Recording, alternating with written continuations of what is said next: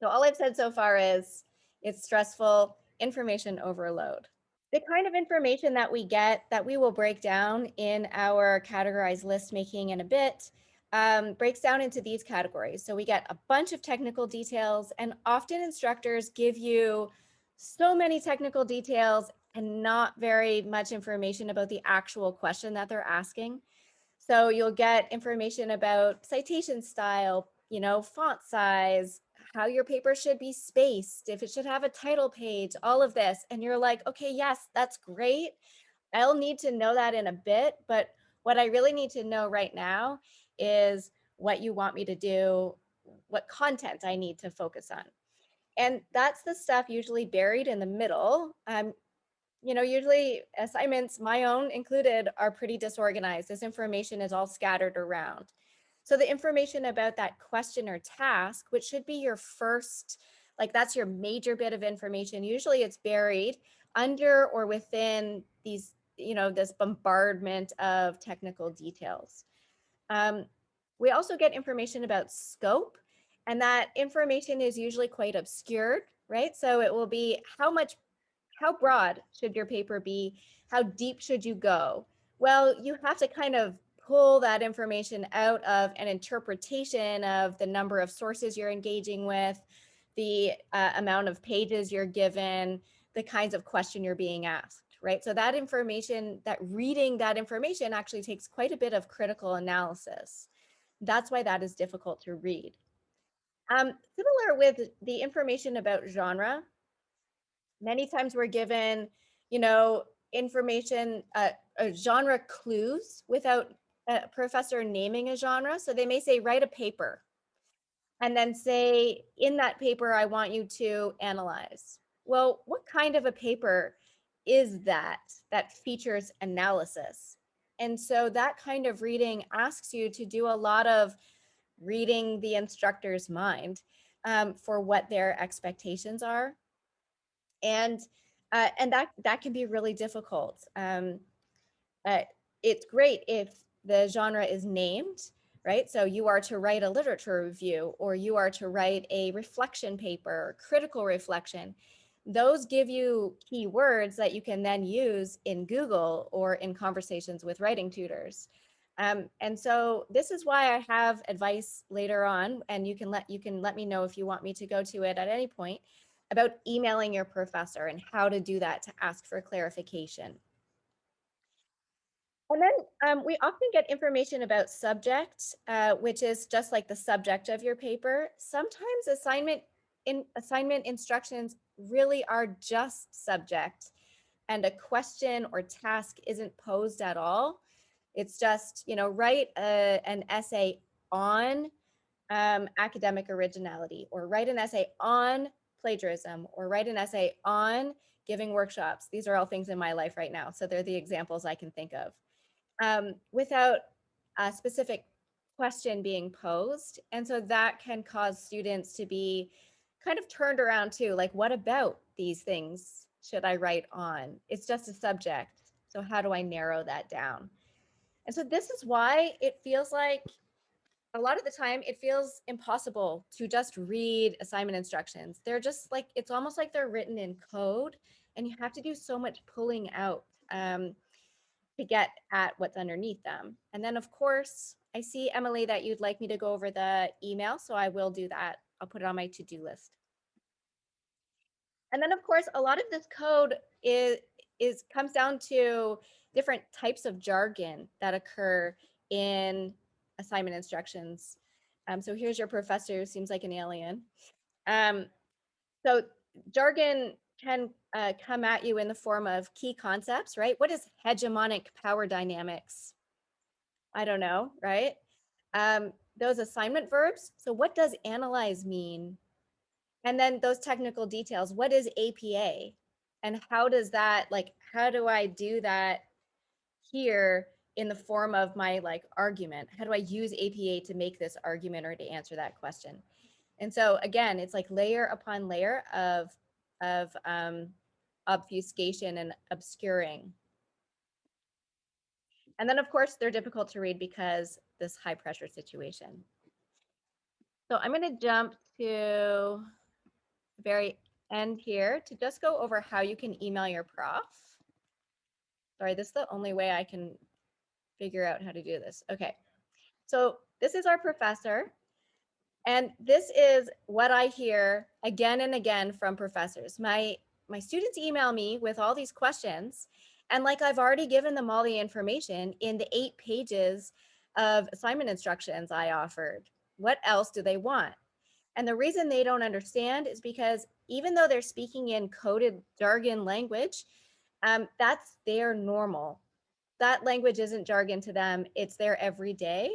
And so we need to get them to unpack it for us and to realize that we need help with that. So how do you do that? So here's our email to Professor Ayed. So what I want you to notice about this email is, first of all, that there's punctuation and paragraphing. Paragraphing can help your instructor not get overwhelmed by your email. If you write a big block text, they may not even be able to fully focus on what you're asking them. And that's when you just get an answer like, just read the syllabus, which can be really frustrating. But I'll just go through the key components here. So first, if you're new to university, it is very helpful to know that it's very useful to say, "Dear Professor so-and-so," to default to that title that they have rather than their personal pronouns or titles. So you wouldn't email me and say, "Dear Ms. Bell." You would say, "Dear Professor Bell." That's just standard. It may or may not mean that your essay gets more closely read depending on how offended the person gets. So the first thing to do is know that these professors teach 4 or 5 courses at a time. So give some context. I am working on the critical reflection paper 4 and then the course code. Great, very clear. And then you can give some reference about what it is you're talking about. The instructions state that no thesis statement is required. Okay. So this helps to prevent them saying, "Did you read the instructions?" Because you've demonstrated you have, you're quoting the instructions. Are you looking for something that's more like a statement of penultimate insight to guide the paper? Oh, I guess that should be a question mark. And then, for example, this is my first paragraph. You could put that in or not. It is useful to give examples of compare contrast so that your professor can say, "Oh yeah, I'm looking for what like A rather than B," which can help them see where your confusion is. It's specificity in these emails that's really important. So instead of just saying, I have no idea what to do for this paper," and their response to that will be, "Well, did you read the instructions?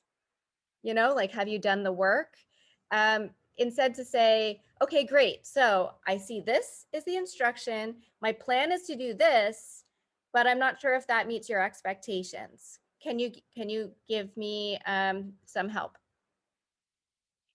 So to be very specific. And then, of course, a thank you, being gracious, and give your preferred name so that they can reply appropriately. So I'll give you a minute if you want any clarification there to let me know in the chat. Let me know if it was helpful to look at this as well.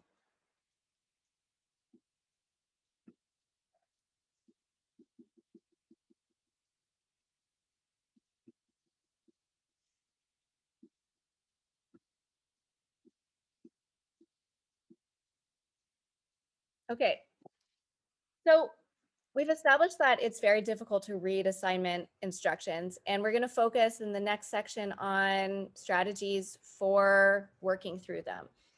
The first strategy is that if you're emotionally triggered, if you're pretty anxious about your work, you need to work on establishing a procedure that's emotionally neutral. So like, okay, great, I got an assignment. The first thing that you do is bureaucratic administrative things. Add it to your calendar, put the deadline in your calendar, print off or save or create folders in your computer for where the assignment instructions are going to be, all of that. You're just kind of like organizing your desk. Okay, it should just feel like, it should feel like, it should feel a little bit like procrastination. You know, when you organize your desk, you remove all the empty chip bags, all the, you know, teacups, you put them in the sink, you're just sort of laying it out. But in fact, what you're doing when you do that with instructions is you're taking away the emotional anxiety that you attach to them when you're thinking about those grades that, you know, you could succeed or fail when you do this.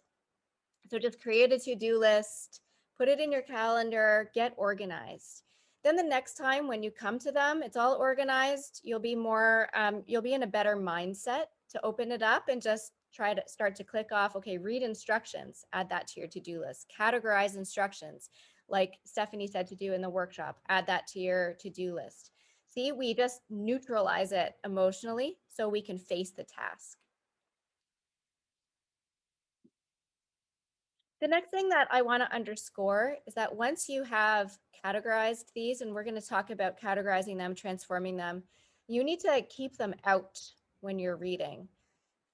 If you don't have a printer, you need to write it down on a piece of paper and tape it to your desk or your wall, put it on your bulletin board, keep them out so that you can return to them. Because when your paper, your writing process looks like this desk, and you've got, you know, notes and drafts and books and research all over the place and you're feeling lost, which is a natural place, a natural part of the writing process, you can get the nicely categorized, transformed instructions out, and they will help you make order from that chaos.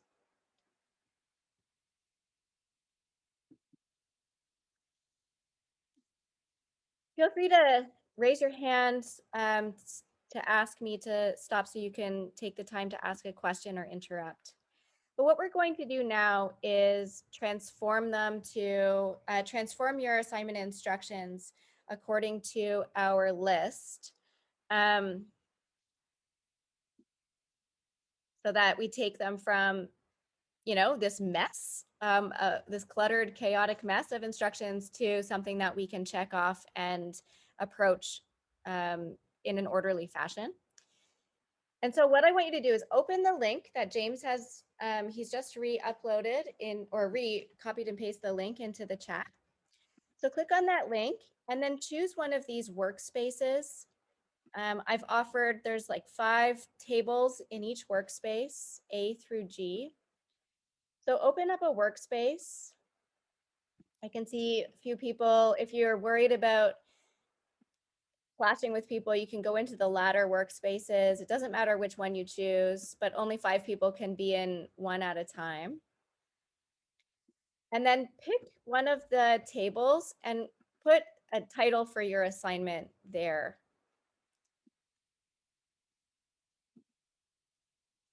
Yeah. Good job, anonymous anteater.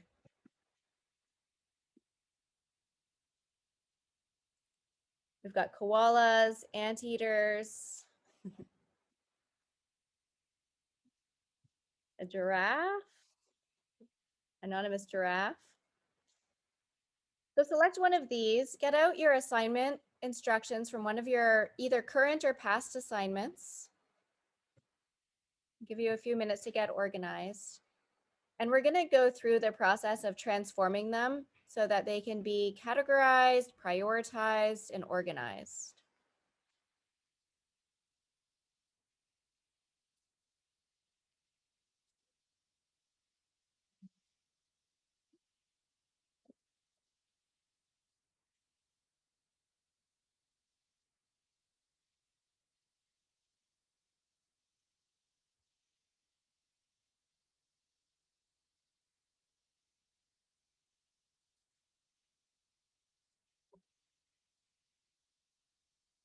Oh.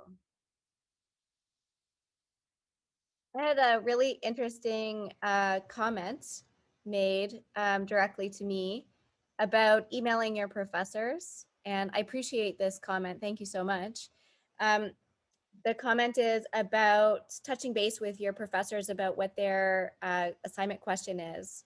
Just saying, this is my interpretation of the assignment question. Am I on the right track? Am I understanding it correctly? And I think the point being made is that sometimes professors make mistakes and they're not either not clear, or they ask a question in such a way that it can be interpreted in a number of different ways. And you just don't want to get into trouble, not into trouble, but you don't want to run into, disappointing an instructor or answering the question incorrectly because you interpreted their question differently than they had intended. So even if you feel like you're pretty confident about what the instructor is asking, you can reach out to them on email or direct message them in whatever platform, eClass, Slack, wherever their course is home based, and say, so this is how I'm interpreting your question. Does it seem to be along the lines of what you want us to do? Thanks so much. And then they can clarify. And often, I mean, as an instructor myself, I teach courses in the professional writing program in the writing department. Often, like, it's so helpful to get questions from students because they will point out, all of this range of interpretation that you had no idea was available. And then you can clarify in lecture or in discussion forums and say, I've had these great questions. They've helped me to clarify my expectations. And then you can give more to students. So you can be doing them a favor too. Just make sure you're always doing it, professionally, politely. Dear Professor so-and-so, I'm excited to write this paper. You don't have to go that far if you don't want to. Is this what you intend? This is my understanding. And then they'll respond to you. Thanks for that insight in the chat there. Okay, so I'm going to start. What we're going to do is I'm going to go through and work with this assignment. Oh, look, see how confused and frustrated I am by it. And you're going to work through your own. So we're all looking at, and if you're not doing that, you can just follow along with my example. That's not a problem.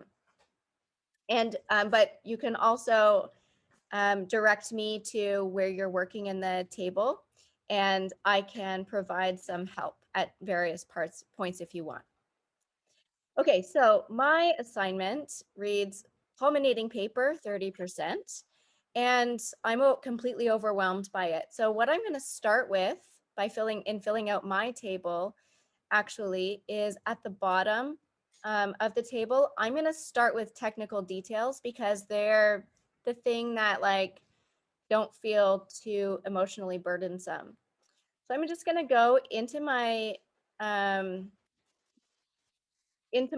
assignment and identify all those technical details and enter them into the chart beside technical details.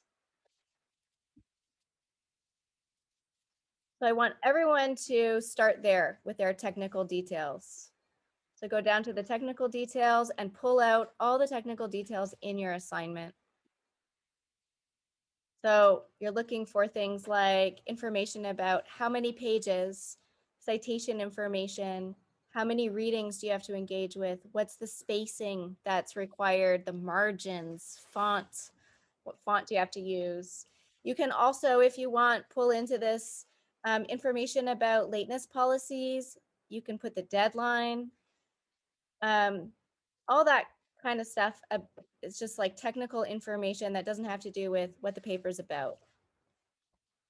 That's the easiest stuff to take care of first. It's like, okay, yeah, I got it all down because I'm confident that I can follow all of these things. The one thing that you may be a little bit iffy about is the citation style information, right? You might see something like use Chicago style or Harvard style or MLA or APA, and you've never used those citation styles before. And so what I recommend you do is put a little note or highlight them and come up with a plan from the get-go how to track down resources so that you can clarify what that means. And so you can make an appointment at the Writing Center to talk about what citation is. You can also make an appointment with librarians. James, do you know if the citation desk, what's it called, and is it running in the summer? And can you find the link to it? I believe that it is running during the summer. I will find a link for it. Here's the link for the Writing Center website for registering and booking appointments. Did I send that out to everybody? I think I didn't. No. Let's try that again. I will find that link. You can continue going. Okay. Citation is one of these technical details that you do have to worry about or like actually take note of from the outset. Things about font and whatever, it does need to be in that font when you submit it.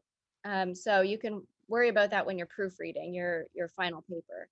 But you want to take note of citation style because you don't want to have to worry about tracking down the citation referencing information after the fact. So you want to take note of, that's like the one technical detail you really need to take note of at the outset and then write with that in mind. Right. And yeah, who's this editing this is our anonymous iguana is adding that their assignment requires 1 to 2 peer-reviewed articles. So if you don't know what a peer-reviewed article is, this is the time to sort of make a plan to go and find that out. Again, you can email your professor, you can make an appointment at the Writing Center, you can make an appointment at the library. I've just sent the link for it, booking a consultation with the librarian. These are research librarians or subject fields. Yeah. Okay. Book with a librarian. You can also, the library has an ask service on the website, so you can use that as well. But if you want to have a conversation related to your assignment and writing, the Writing Center is a great place. Okay, so once you've got all the technical details down and out of the way, then you can kind of ignore them and move on to information about scope. And so this is information that's going to tell you what are your space constraints and how much are you going to be writing, how broad or how much depth are you going to be going into. And so this is involves a little bit more interpretation, careful interpretation. So in my case, I have the information about scope is the fact that I need to draw on 8 to 10 course readings in 6 to 8 pages. So not a lot of pages for quite a few course readings, right? It's a culminating reflection. And so this tells me that my paper is going to be quite broad in scope. Like I'm going to be talking about a bunch of different course concepts and probably showing connections between them without going into the nitty gritty or the fine-tuned details of any one of those concepts. Right? So this information about scope is breadth over depth, but connections between them. And it's limited to the course concepts too. So I'm not going outside of that and bringing in more. So what information about scope have you guys observed in your own assignment instructions? You can keep track. And then, scope is a really difficult one because it involves inevitably making difficult decisions because everything is interconnected, right? So you take on academic originality as my topic, but that's connected to plagiarism, academic integrity. It's connected to remix and remaking, which is then connected to theories of creativity, and it can get so big so fast. So because of that, we always have to make strategic decisions when we're writing, always. No assignment requires that you don't. And so making those strategic decisions in light of this information about scope that we've been given can be really difficult. And sometimes it takes a conversation with your TA, with your professor, but it can also be a great conversation to have with a writing tutor at the Writing Center, where you can sort of debate with them and have a conversation with with someone where you say, here are the pros and cons of these different decisions. And then your writing tutor can also give you some tips on how to justify those decisions in the introduction of your paper. Stephanie? Yeah. So the course description of some of the syllabi that I've seen in the past can somewhat guide students when they're looking at the scope, because it kind of situates where they are within the course and where they are in that particular assignment question, what the overall expectation of the course is. How might you use that? Yeah, no, that's great. A great comment, James. Yeah, absolutely. So what I'm working with is a culminating paper. So the scope is quite broad. It's like the entire course. But if what you're doing is an essay that's coming at the end of a unit, then you know that, sorry about the music, you know that it's bounded by sort of the subject, the key questions at the heart of that unit. And if you're just given, write on any topic related to the course, and a lot of you who are in upper years will be getting assignment instructions or assignments that actually are pretty minimal in terms of the amount of information they give you.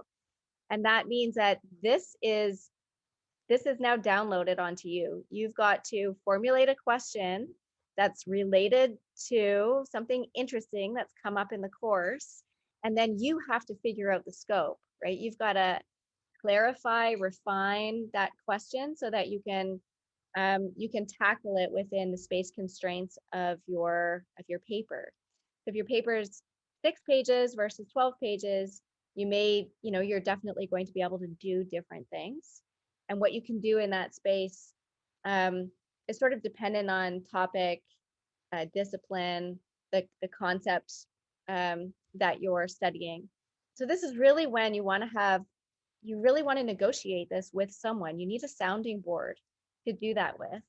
And so that's when you go to your TA. If you're an upper year student and you're in a seminar class with 15 or fewer people, that's when we want to go to your professor's office hours and say, hey, look, so I'm struggling. I have this. I'm really excited about it. I'm struggling with, how am I going to fill 15 pages? What are the key questions? And their research depth, their specialization in that area, they will be able to rhyme off all of these issues. And then suddenly they've shown you actually that your question's too big or too broad and you need to go narrower. Don't be afraid to use your professor's office hours with this kind of thing. And you can also use the Writing Center tutors to have that same kind of conversation. And we recommend, especially if you're in an upper year, that you find Writing Center tutors who specialize in that discipline. Maybe at the end, James will share his screen and show you how to use the drop down to refine by discipline, if we have time. Although our summer roster is more limited. Okay, so information about scope. Does anyone want me to take a look? Is anyone struggling with this? Do they have questions about scope? It's really a difficult issue to navigate.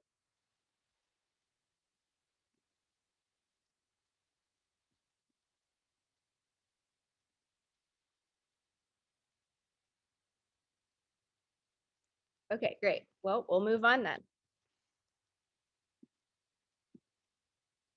Okay, so genre information. So all genre, well, the basic definition of genre is type of paper or type of social action that's been typified in a set of conventions that are normal. So, I mean, that's my jargon. So it's just basically types of forms of writing that have become commonplace. So when we write an email, generally there's a salutation, a key question or demand for action, and then best regards and your name with a sign off. That's a genre. That's a type of communicative genre that we're all familiar with, and it changes based on who you're writing to, who your audience is, etc. That's why we need to relearn how to write emails for professors versus when we're writing to our grandparents. So there are different kinds of genres in academic writing. These genres are discipline specific. So what is called a critical reflection will be different for a nursing student than for a humanities student. A lab report will be different for an engineering student than for a biology student. And so what this means is this genre information that we're given that's sprinkled throughout our assignment instructions, um, it may feel familiar to you, but if you haven't completed that genre within the subject area that you're currently studying and being assigned that genre, you may actually need to clarify what the conventions are of that genre. So can anyone, I'll invite you to participate in the chat. Can anyone give some strategies for how you would go about clarifying what genre expectations are? What would you do?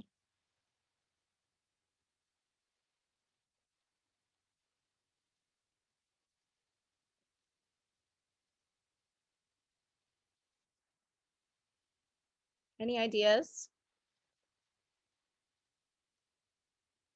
Read the syllabus. You've been well trained, MJ, by your professors. So you get information. The syllabus might say, okay, you have to write a literature review, but what is a literature review? Like, how would you find out what a literature review is?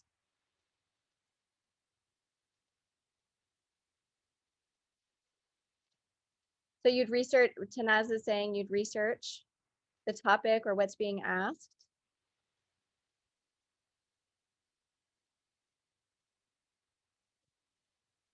Compare the assignment to the other course, what you learned through the course. Use keywords.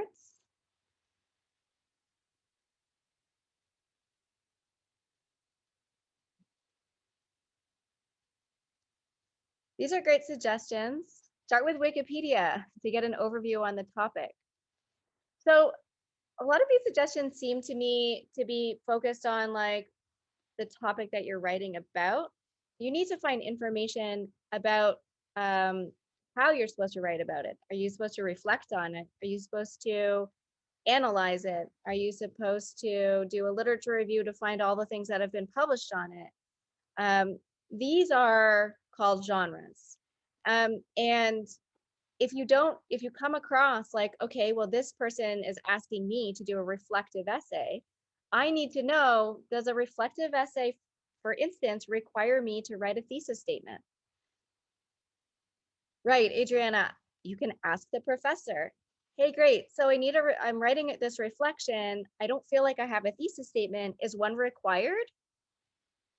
You can also Google, what is a reflective essay? Or what is a reflective essay in nursing would be a better Google search, right? In your subject area. Yeah, ask your professor for model or example assignments.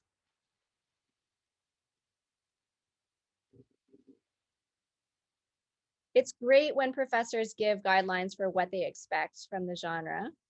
But things like literature reviews, they're like, they can be different depending on the professor. So I think asking the professor to clarify can be really helpful.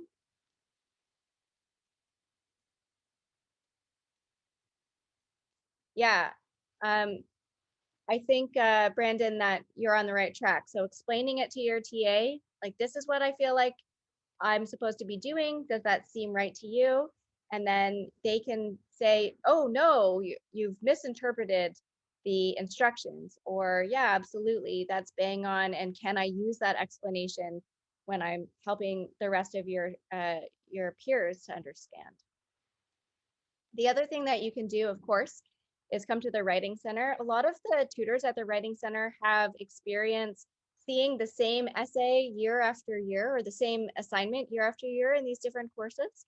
And so we can say, oh, I'm familiar with this. It seems to be, you know, I see this happening. Students tend to do this. Mind you, we aren't in control of assignments. And so the expert here is always your professor. Um, I'm getting a question here. Is it okay to ask a prof for a sample of an essay? it isn't obvious. It is, of course, it's not inappropriate to say, hey, I'm unfamiliar with the expectations for this kind of an essay. Would you mind, do you have a sample that I could look at? Now, unfortunately, a lot of professors don't like giving out an example of the exact essay responding to that prompt from years prior. First of all, they need to have consent from students to do that. But secondly, a lot of them feel like they're giving away the answer, which is unfortunate. But what you can ask them to do instead is to find an essay that's online that it hasn't been written for their class, and say whether that approximates their expectations just for the genre. It may even just be on a different topic, but say, like, here I'm seeing that this is in general this long, it has these features, it has a guiding statement or a thesis statement at the outset, it has a conclusion, or it ends with recommendations. Is that what you're looking for? um, so yeah, it's definitely okay to ask the prof for a sample essay, but you know maybe give them a few different outs so they don't just get to say no, I don't want to give you the answer. Instead, say, do you have an example of an essay that's been written before, or an example that's on a different topic that just shows me what this genre is. It can help them see that all you want is a little bit of support in that direction. So I'm going to ask you to look at your assignment. What type of paper are you being asked to write? Maybe you can add in the chat different types of papers, the type of paper that you feel like you're being asked to write. So here in the Google chat, I see, or the Google Documents in Workspace C, I see someone's being asked to write a midterm essay, which requires a thesis. Yeah. Yeah, what is a midterm essay? I mean, that's such a classroom genre, school genre. Um, what kind of an essay? So that's um, whoever's working on that midterm essay example. You would definitely want to ask the professor what kind of an essay it will ask you for. If you're going to be asked to engage in research, if you're going to be required to do any kind of reflection, if you're going to be involved in critically analyzing or exploring, like what action are you going to be up to in that paper, so that you can prepare just by reading, just by like figuring out what kind of conventions of writing you're going to need to do on the spot in that moment during the midterm. This is the thing. Sometimes professors don't add genre information. They just say culminating paper like this in my assignment. And that's not a genre. That's, like a description or a title. So you have to look deep down into the different words that they use. Like, what have you learned could indicate that it's a reflection, even if my professor in this situation hadn't said reflective essay.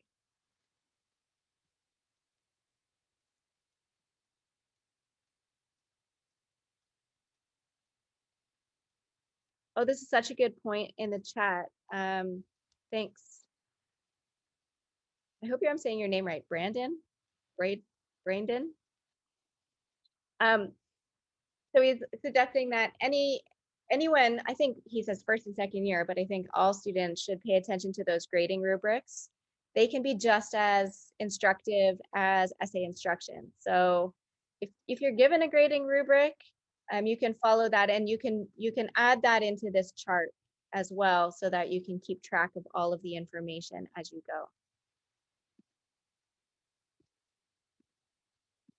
Okay. So the most important, and the most stressful perhaps piece of information in our instructions is the question that you're being asked. And sometimes the question is a generic prompt. It could be write an essay about X, and it can be stated, in as a sentence, declarative statement rather than a question. And what I recommend always is that you take the time to transform it into a question because it makes it that much easier to answer. If you think about an essay as an extended, in-depth answer to a question, then it's much easier to do that when you start with a question rather than a statement. I'll give a little bit more information about that in a minute. So in my example here, the main question is really just this little sentence in the midst of, all of the other information I've been given, right? Explain the true nature of academic originality.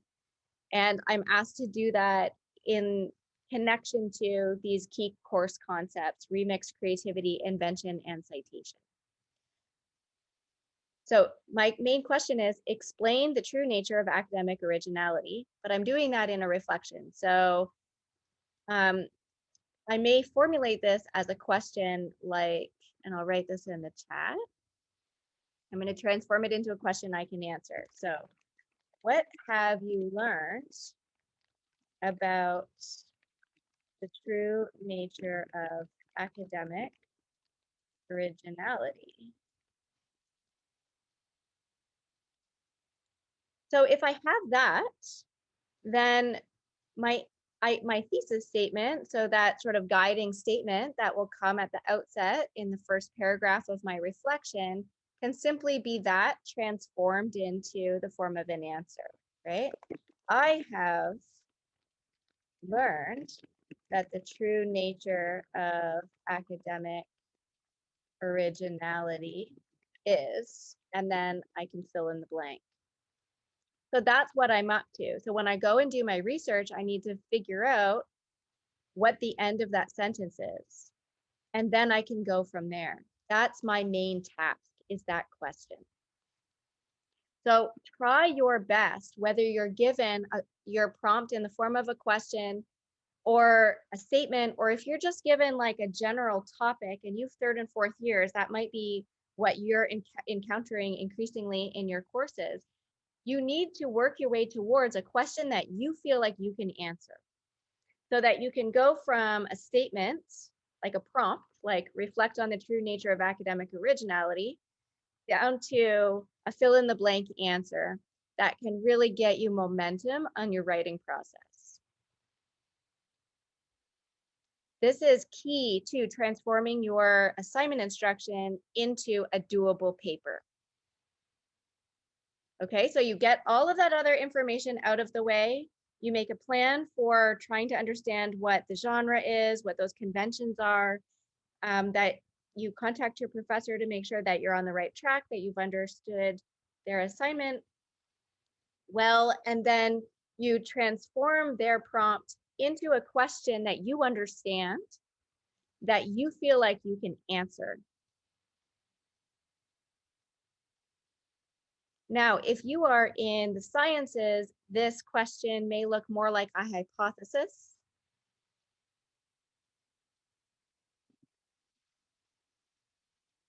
Right? Here's my research question, and this is my hypothesis, what I anticipate finding. It all depends on that genre information that you've been given.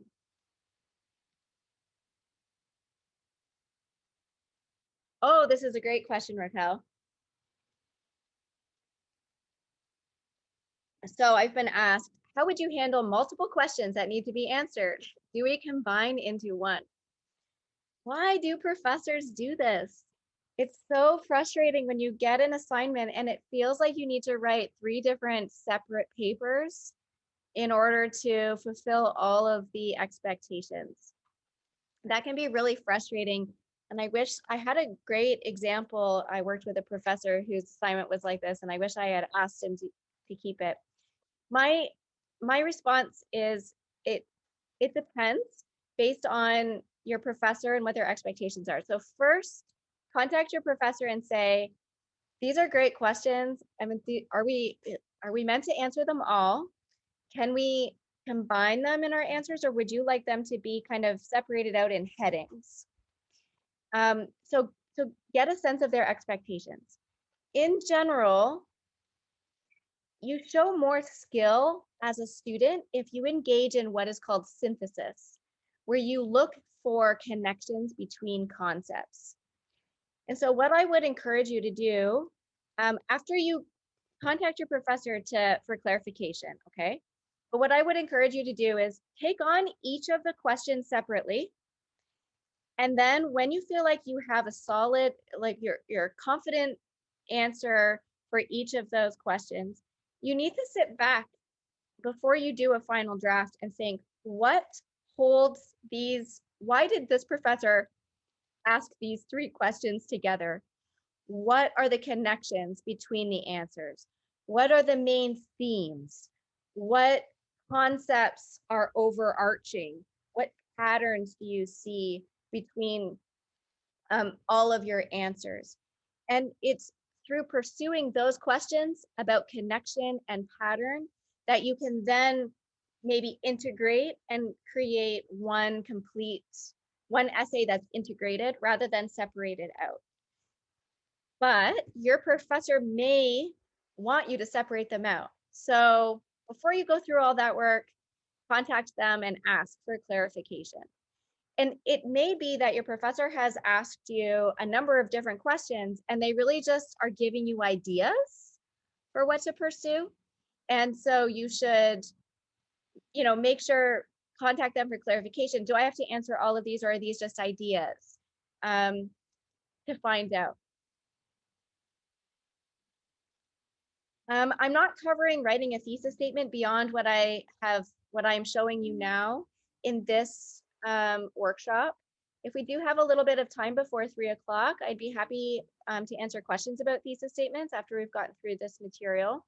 But in 2 weeks' time, I'll be giving another workshop on thesis statements. And I already have a video series on my YouTube channel that's connected to that workshop. So if you want the link to that, I'll just grab it right now. 1 second, please. James, you've asked, how does the year of a student first year versus fourth year impact sense of genre? I would say that fourth year students are expected to be more familiar with genre conventions, and they're also assigned more specific genres. So instead of just being asked to reflect on or write a paper on or explore, they may be asked to do a literature review with full abstracts, etc. And so in that case, you're just the expectations are just a little bit higher, and that you've been socialized into that discourse community and you're more familiar with the specifics. Of course, we're often not, even in fourth year, even as PhD students. And so it can be very useful to still go to your professor, your TA, upper year students, fellow students, and also the writing center to get those specifics. You can also, especially as you become closer to graduating, you'll be able to look at examples in published literature that will more closely align with what the expectations are on you as a writer. So you can, go into a journal, an academic journal in your discipline, find a literature review and see how they've done it. What does their introduction look like? What did they do in the introduction? How have they navigated and orchestrated all that literature? Or argumentative papers? How long did they take before they stated what their argument was? How much context or background did they give? It's all discipline specific. And so that's why it's very difficult for me to say argumentative papers are always X, Y, and Z, because they're not. And so it's a matter of figuring out where those models are, where the expertise is, so that you can get a handle on it.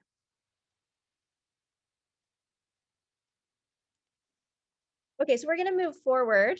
So I want to show you that, let me move myself out of the way here.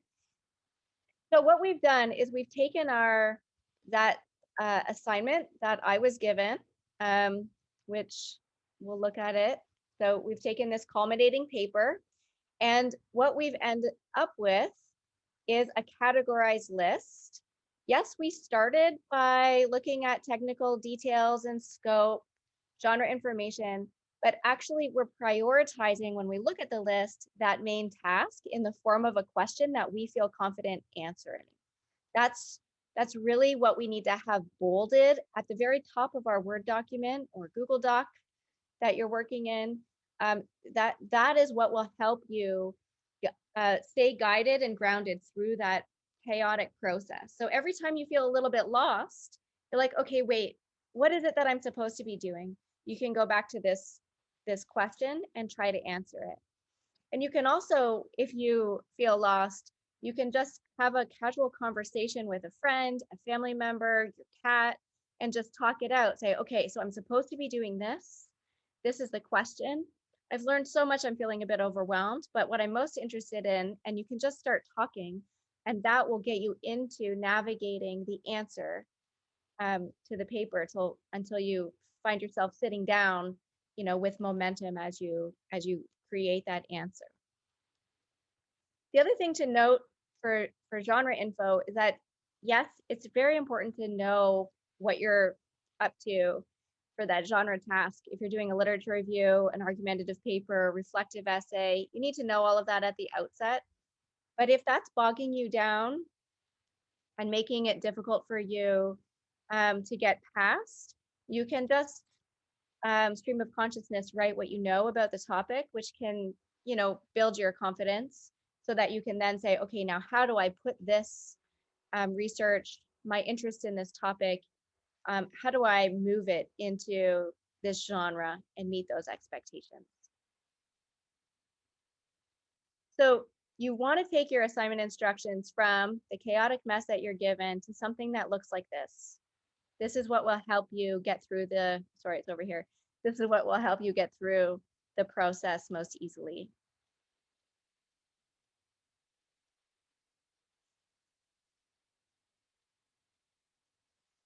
Great question, Adriana. So if your question seems simple and can be answered, you feel, in a couple of sentences, then but you're expected to go into depth, you're probably missing something.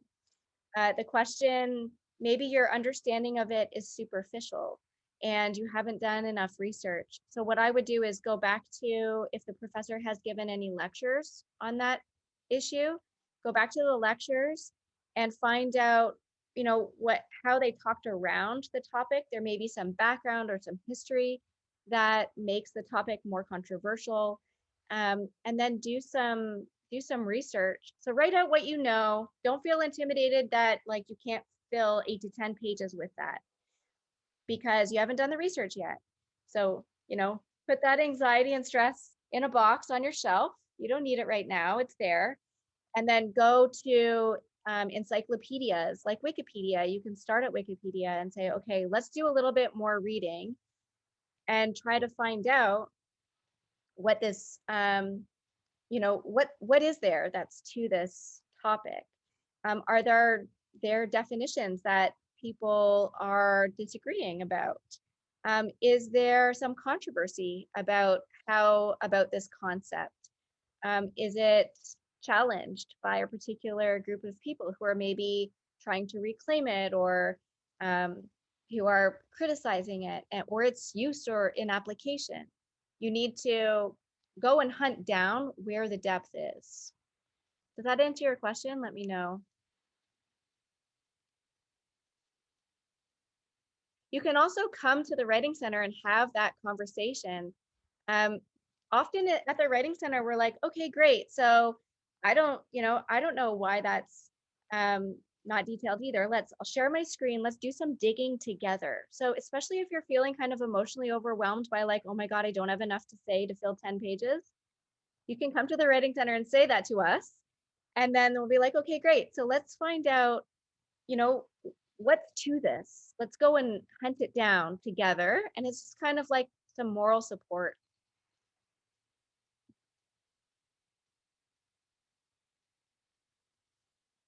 Okay, so very quickly, I'm just going to go to, we've gone over a lot of this. So you've got a lot of jargon that comes up. For key concepts, go back to your course material. What is hegemony? How has your professor defined it? Look in the readings. Consult encyclopedias. You can look at Wikipedia for sure. It's very good in a number of different, it sort of varies from entry to entry. You can also look at encyclopedias in your discipline. There are specialized encyclopedias for literary studies, for biology, for psychology. Find them, and if you can't find them, make a consultation appointment with a specialist librarian to find them. And you can get full definitions that sort of get you tapped into the literature. Also, you can ask your professor for clarification. Navigating jargon and technical details. There's no shame in using Google. There are a ton of how-to videos on YouTube, how to use APA, how to use MLA. And then, of course, you can consult with the learning specialists on campus. Here's where we get, again, into more specialized areas, these assignment verbs. So these are the actions you're performing, and they're tied to genre. So you might encounter explain, discuss, analyze, reflect, and they shift meanings, unfortunately, across disciplines and settings. So this is why it's really important to ask for those sample papers, as we've talked about, ask your professor.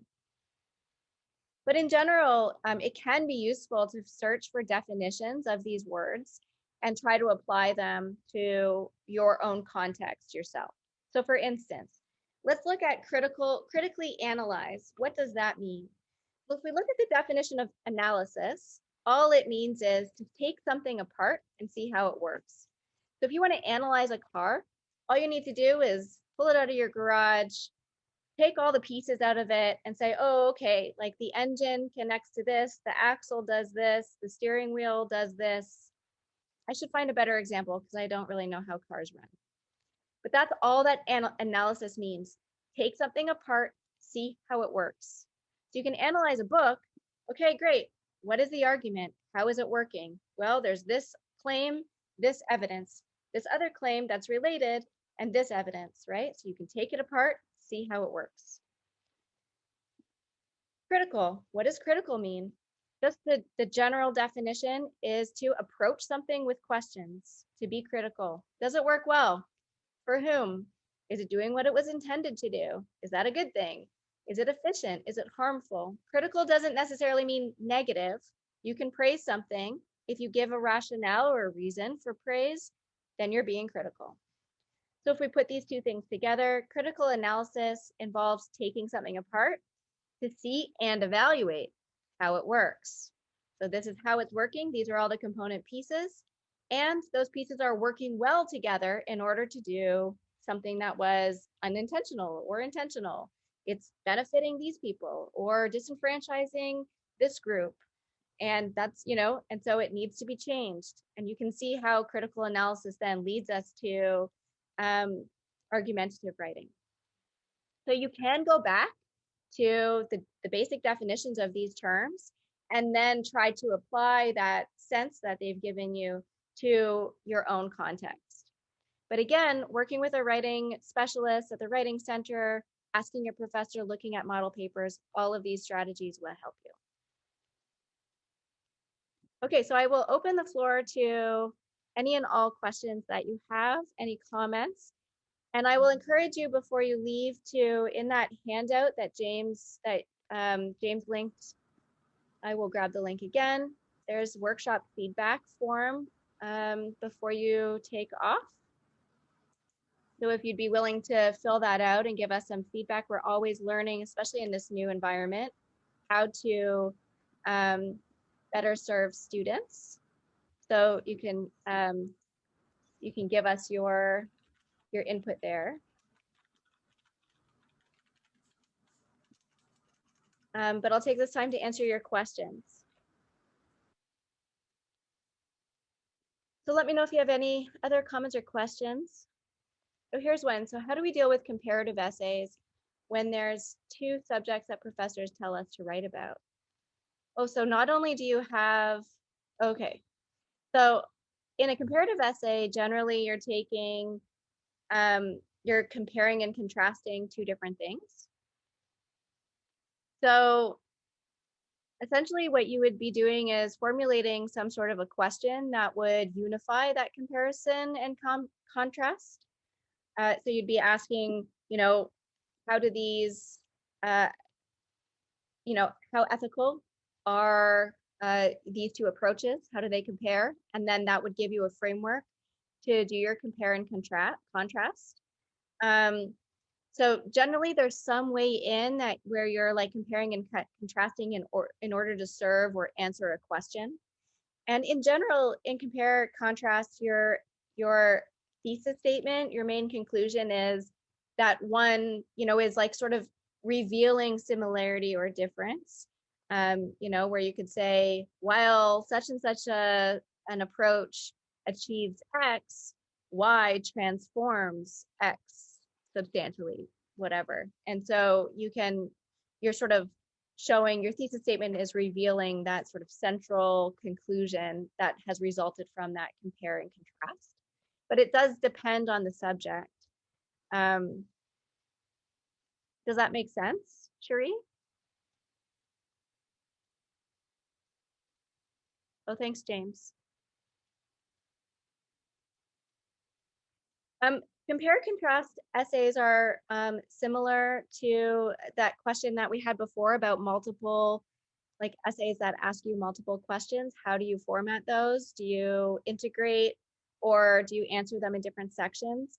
I'd say for compare and contrast, the general preference from what I've observed from professors is an integrated conversation that sort of orchestrates that compare and contrast between both at once so that you're not constantly saying to the reader, so just like I said, like 5 pages ago about this other thing, we see this. You would take that opportunity to actually move things around so that you can talk about both things in tandem with each other.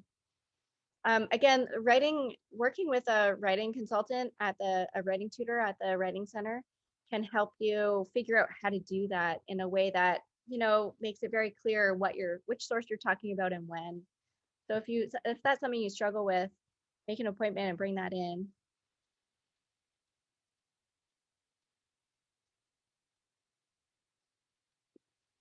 I saw a similar question a little bit earlier about argumentative papers. So I don't know if that question got answered. Feel free to ask again.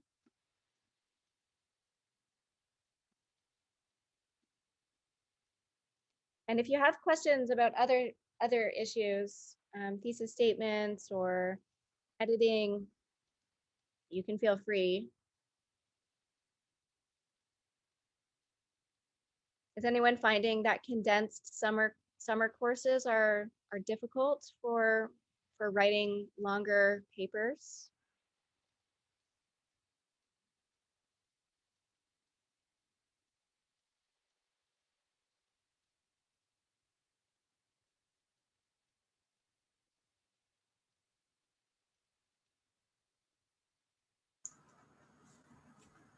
Some of those summer courses, I think it's almost as if they've done a month's work within a week.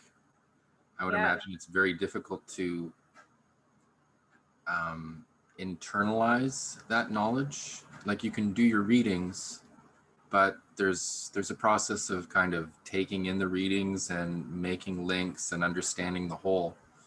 And I think it's very difficult to do that with that type of compression. Yeah. Yeah, I'm seeing heavy reading. Yeah.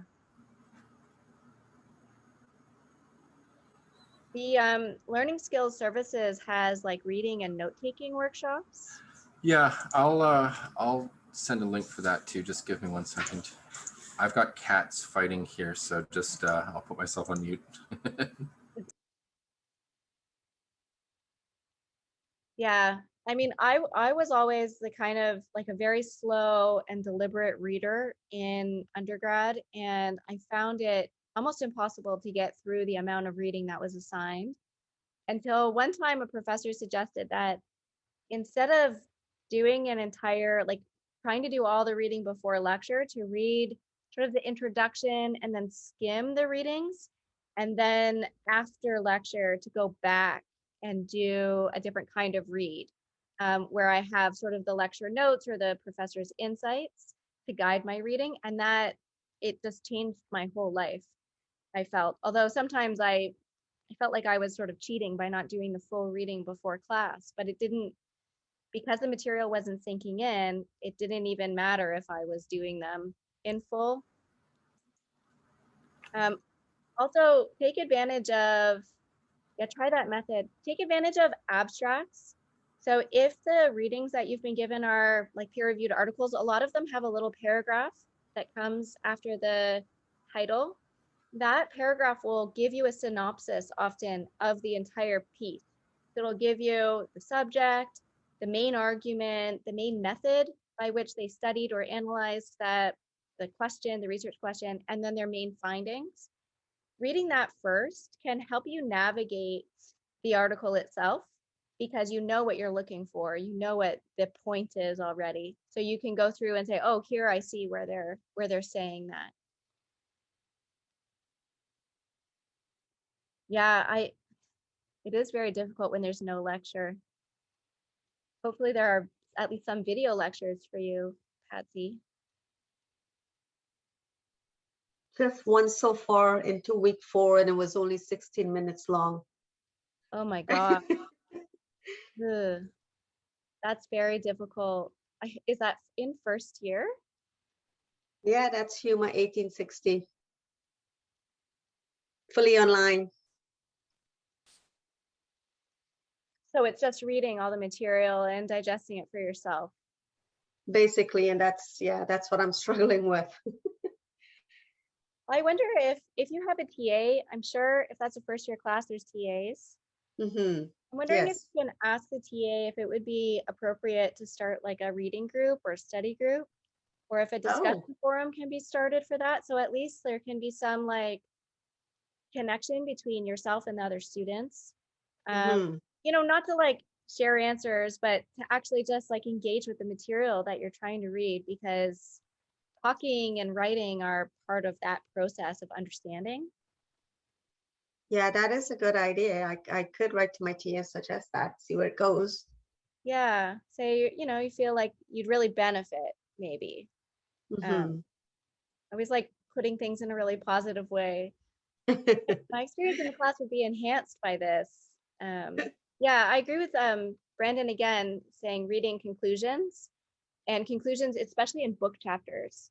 That's where you want to focus. So it's all about kind of strategic reading. And I think any student who's made it through to fourth year knows that you just don't read every word on every page that's assigned.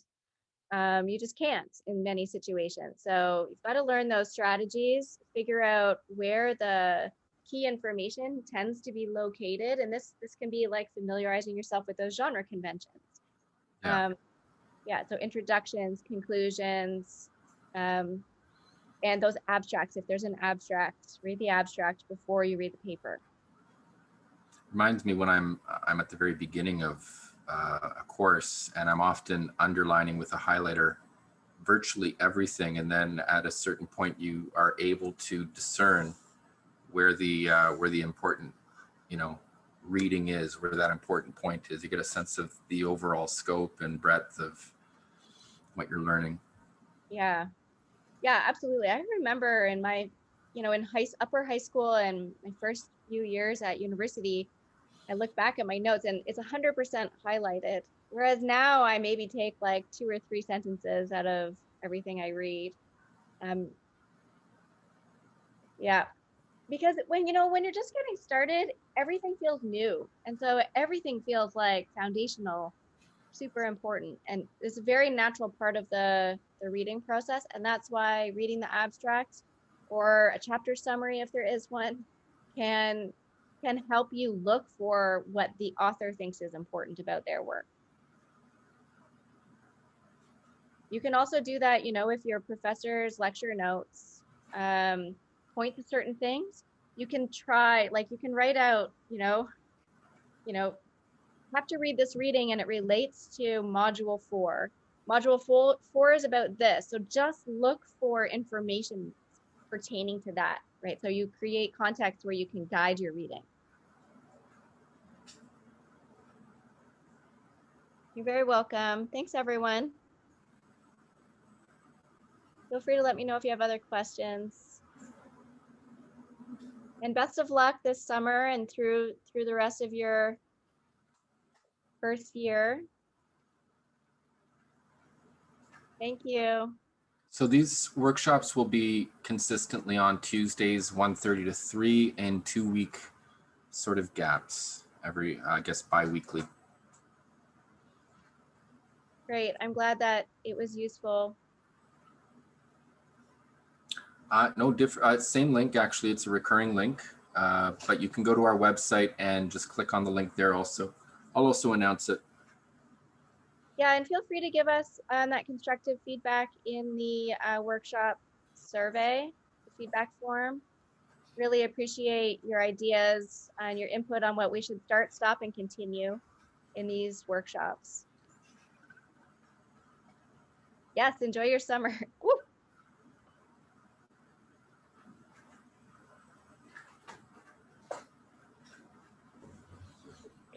Steph, this is a little dude. Yeah, exactly. Oh, I'm gonna get attacked. Thank you so much, Selena. Thanks, Rena. Thank you.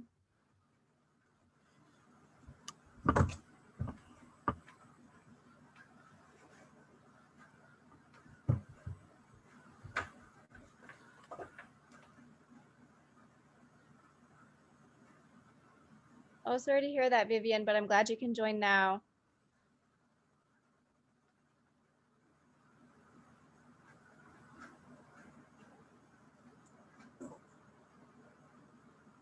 James, is your new kitten want to be crawling on you all the time? Yeah, and biting my toes and scratching and literally climbing my leg right now. I've got scratches everywhere. Everywhere. Um,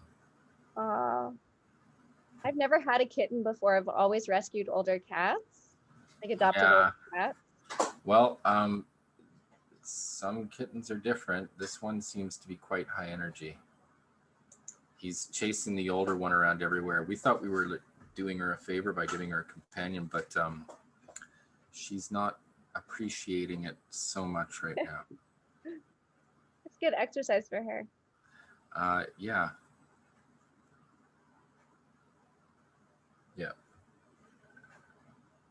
Right, I'm going to end the video. Yep. Thanks, everyone. Bye. Have a Bye-bye. good afternoon. Okay, bye, James. You take care.